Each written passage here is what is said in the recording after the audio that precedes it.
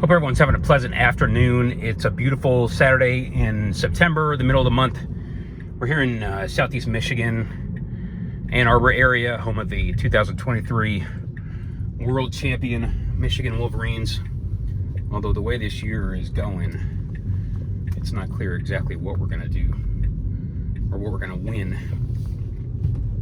And we're driving a car that has full self-driving model or version 12.5. It's a Model 3. It's a Tesla Model 3 that we've been driving a little bit this week.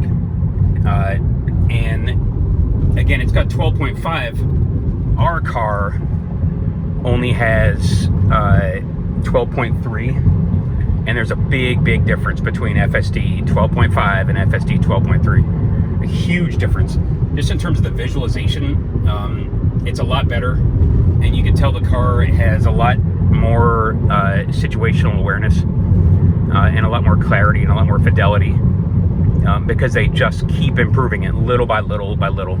And this is not a hardware 4 or HW4 car. This is a hardware 3 car, meaning it's the same like FSD computer and the same cameras and all that stuff that that these cars have had for a number of years. Now, in the last, I'm going to say 6 or 8 months, hardware 4 has rolled out, and that is in like an order of magnitude better than hardware 3.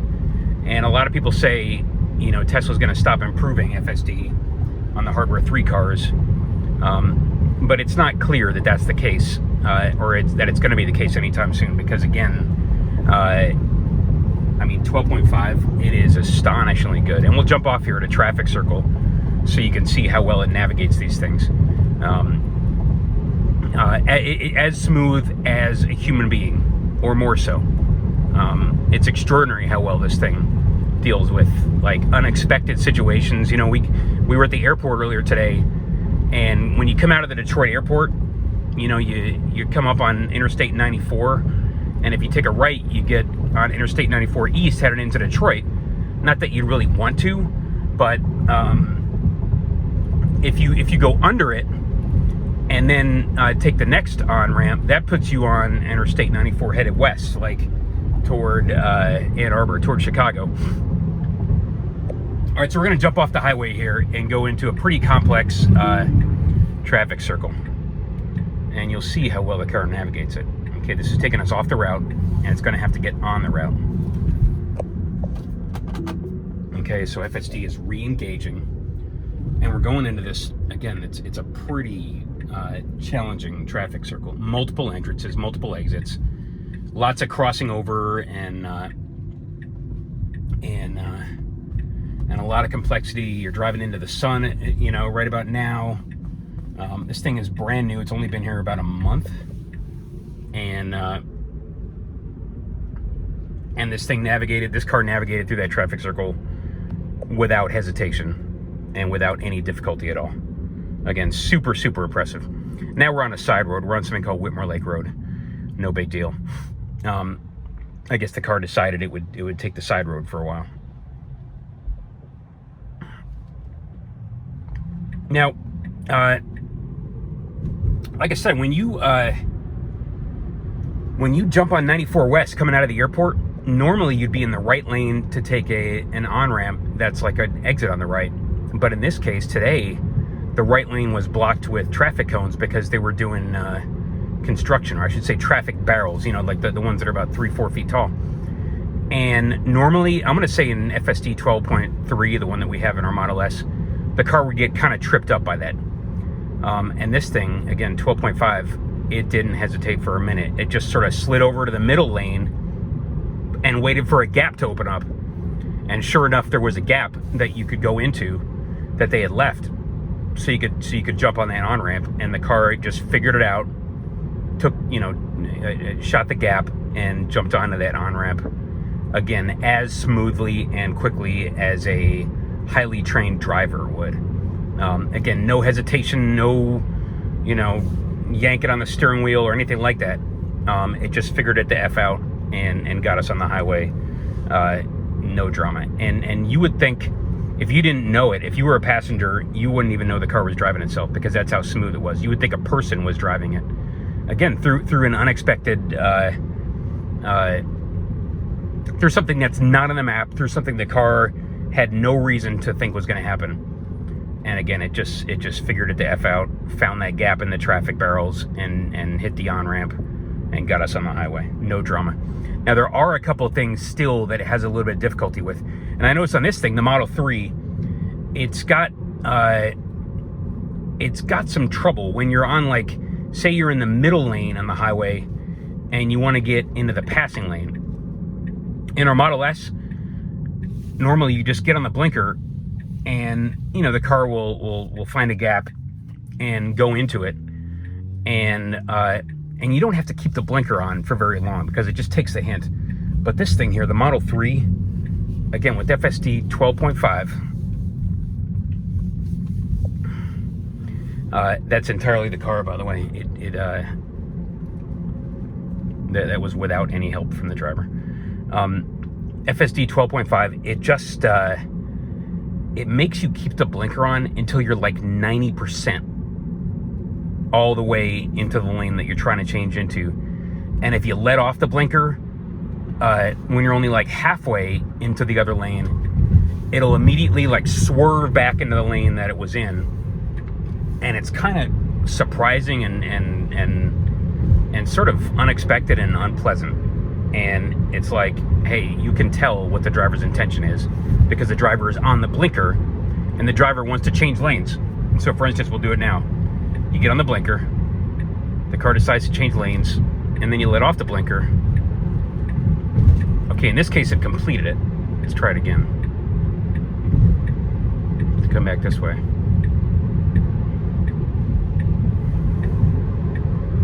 Okay, so it's figured it out. Of course it did it perfectly when we had the video on. But earlier, no, when you were halfway across the lane divider, if you let off the blinker, it would just like suddenly swerve back in the lane that you were in. And that was just not exactly what you'd prefer. The other thing is that, okay, if you notice, we're on a 6-lane divided highway. We're in the middle lane now. This left lane here, we're allowed to use it because there's a little green arrow there. But if you put the blinker on, let's see if it actually will cross the divider. No, it will not.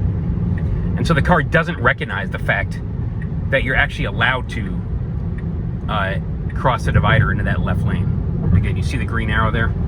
It's this weird thing where it like, sometimes it lets you use it, sometimes it doesn't. And today it does, probably because of all the game day traffic. But the car, again, it sees a solid yellow line, and it's just like, no, I will not comply. You want me to cross that solid yellow line? I'm not going to do it. And it's not really smart enough to know. You know, you see people, maybe it thinks it's a breakdown lane or who knows what. And I guess technically it's a minor issue, but if you want to actually use that far left lane, like you need to pass somebody, you're going to need to disengage FSD. That's not too big a deal. The other thing I'll say is, if you're in a turn, like if you're taking an on-ramp or an off-ramp, it's a pretty tight turn. The car's going to be going very, very slowly. And if you just get on the gas a little bit, because you want to speed up a little bit, you're nowhere near the car's like cornering limits. But it's going to like drift out of the lane as if it's about to go off the road and put you in a ditch. And it gets tripped up by the fact that you're applying a little bit of power in a very tight turn. And I don't know if that's like some kind of passive aggressive thing where it's just like, no, I will not corner a little bit faster even if you want me to. I'm just going to go off the road. And that's kind of weird. That's strange because again, you're not like pulling, 0.95 G's or anything. You're just asking for it to go a little bit faster through a very tight turn that's going very, very slowly through. And so it gets tripped up by that. This car being a Model 3 has the little spy camera somewhere in the headliner, and so it's looking at you, and I guess it's trying to follow your eyes and make sure you're paying attention to the road. And if you're wearing sunglasses, it's not going to be able to do that for the most part. But if you got your sunglasses off, yeah, it's going to be watching your eyes to make sure they're on the road. And if you're looking at the screen, it's going to start hassling you and nagging you to pay attention on the road. And I guess that's what it has to do. That's what it's supposed to be doing. Here, we'll give it a little more speed. It's on chill mode, I guess, or valet mode, so it's not going to go. The cruise will not let it go faster than 79, or won't let it. You set it faster than 79,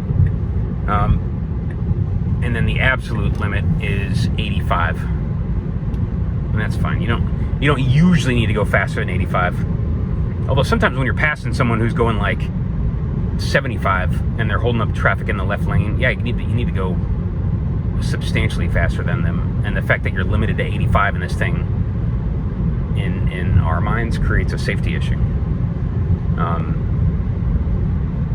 Anyway, so again, like version 12.5 of FSD, and I don't know why it's doing that stupid thing. I don't know if it's got like the it's not doing the more cowbell mode, like you do in like if you hit the stock 3 times in our Model S, it'll start playing the more cowbell thing, the Saturday Night Live skit.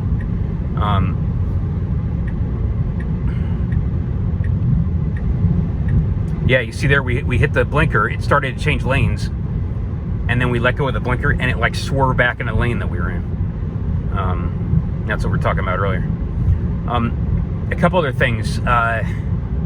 Again, see, if you're driving a Model 3 or a Y, you got to deal with the fact that there's a spy cam in the headliner. Our Model S, being a 2020, does not have that, so it's not going to be watching you and sort of snooping on you to try to see if you're paying attention or not. And it's just going to remind you to, it's going to ask you to wiggle the steering wheel. But guess what? This thing does too, a lot. We drove a Lincoln, what was that thing? A Nautilus. We drove a Lincoln Nautilus earlier this week, a couple hundred miles, and that thing has fully hands-free Blue Cruise. Okay, so you see here, we're trying to pass this guy, but it won't change into it won't cross this solid yellow line, so we had to actually disengage FSD. But we drove a Lincoln Nautilus that had fully hands-free Blue Cruise, and we had not driven Blue Cruise before. I guess we did briefly once in a F-150 Lightning. We weren't super impressed. We drove it again this week, again over the course of, I don't know, 3-4 hours, and once again we were not super impressed.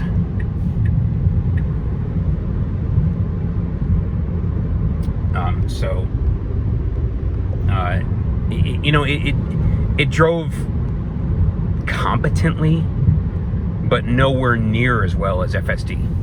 And we're not trying to fanboy on this car, because it's got a lot of limitations and pitfalls, and you're not going to be going fully autonomous and like driving. They're not going to have an unmanned robo Tesla, or what do they call it, cybercab, whatever they call it. That's not going to happen anytime soon.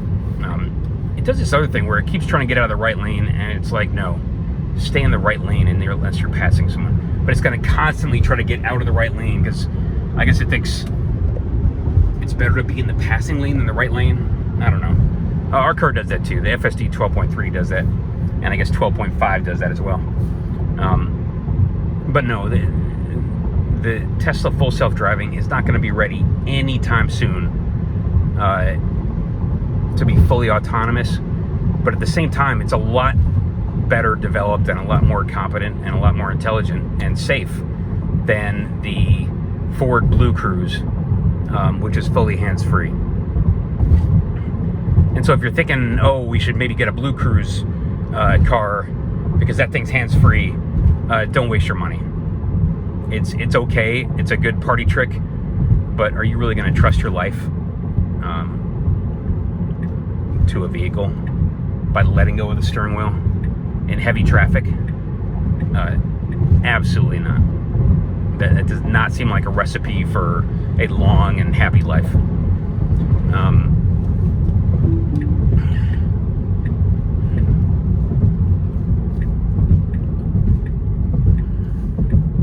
We're going to show you what it looks like to drive FSD on city traffic here. Again, the visualization is very, very impressive.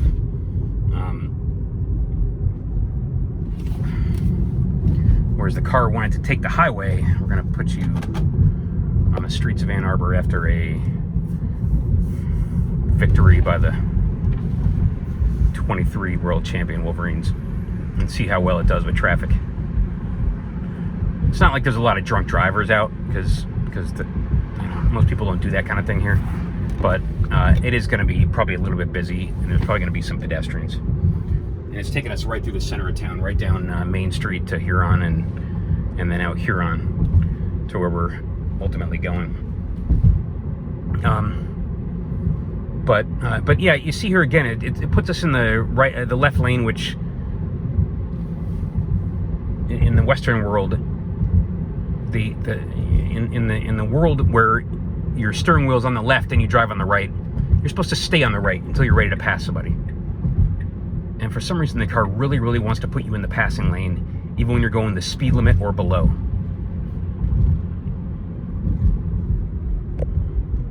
Again, the visualization is outstanding.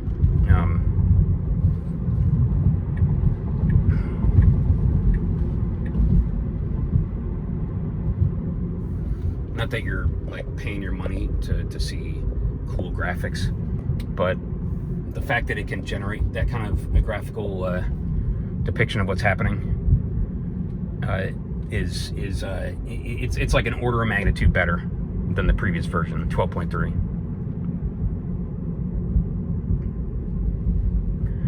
What else? Haven't driven a Model 3 in a while, and I'll just say it's a zippy little car. The price of these things is coming way, way down for like a used one. You can get a used one for like 15, 20K, with a lot of miles. And it's the fact that it's so small and maneuverable is kind of neat. It's about the size of a 3 Series BMW. Wouldn't want to own one because it doesn't have a ton of room on the inside. The driver's seat is okay. You got all the headroom you need, but legroom isn't perfect. It feels like the Model S has better legroom. You got this one screen in the middle instead of like a gauge cluster in front of you, and your eyes naturally want to look at the gauges. It's a lot more natural of a movement to look down at the gauges instead of like down and across at the screen. And so that's one reason we would never buy one of these.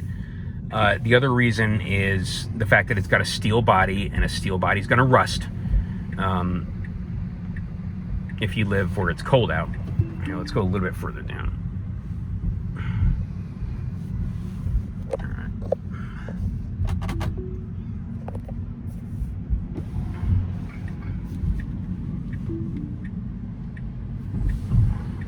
Yeah, I was trying to do something else.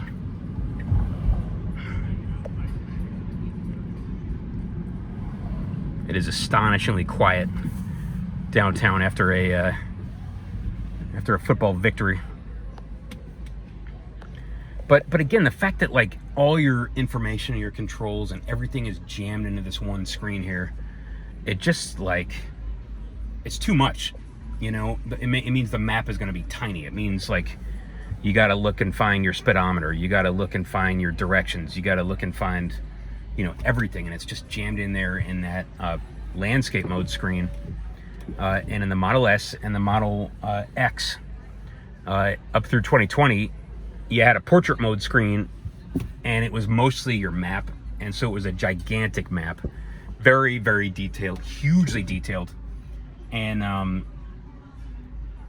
mean like the size of a road atlas, and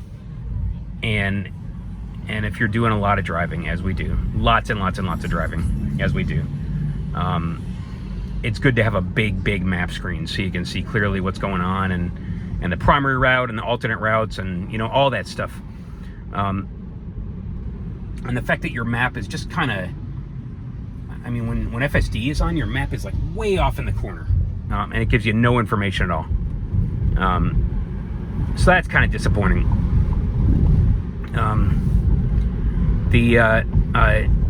And so those are like the main reasons. Again, this thing is a lot smaller And so it has a lot less room, especially in the back seat. Like, you're not going to put a 6-footer in the back seat if you like them, if you have any regard at all for them. And so the Model S has a ton more room for passengers and cargo. The Model S and X have an aluminum body instead of a steel body, and so it's going to last much, much longer, never going to rust. And the Model S and the Model X have that dashboard in front of you, or that gauge cluster in front of you, which organizes all this information, all the information that you're going to need, a whole lot better than the 3 and the Y. That isn't really exactly the purpose of what we're talking about today. Again, the FSD, full self-driving system, works great. It works fantastic. Couldn't be more impressed with 12.5. At the same time, again, it's got, you know, 1 or 2 drawbacks still. It's the kind of thing, it is reason enough to buy one of these cars. It's head and shoulders better than any other company's self-driving system. And again, if you're putting a lot of miles on your car, and we do thousands of miles every month, you need the safest possible car you can have. And FSD, full self-driving, makes this the safest car that there is. And it's not just conjecture, and it's not just, you know, fanboy speculation. It's, I mean, literally the 4 safest cars on the planet are the Model S, the Model X, the Model 3, and the Model Y. With FSD engaged, and the next 4 safest cars on the planet are the Model S, the Model X, the Model 3, and the Model Y, with FSD disengaged. So, I guess that's the conclusion here. The Model 3 it's a good little car. It's a zippy little car. If you only have like 15 or 20K to spend, it's the one you should get. If you've got a little more to spend, as you know, we had a little bit more than that. The car we prefer is the Model S. It's got more room. It's got that aluminum body. It's got the real gauge cluster and the vertical screen. And then it's got an enormous amount of range. It's got a 400 plus mile EPA range, compared to that thing, which I think is like 260, 280.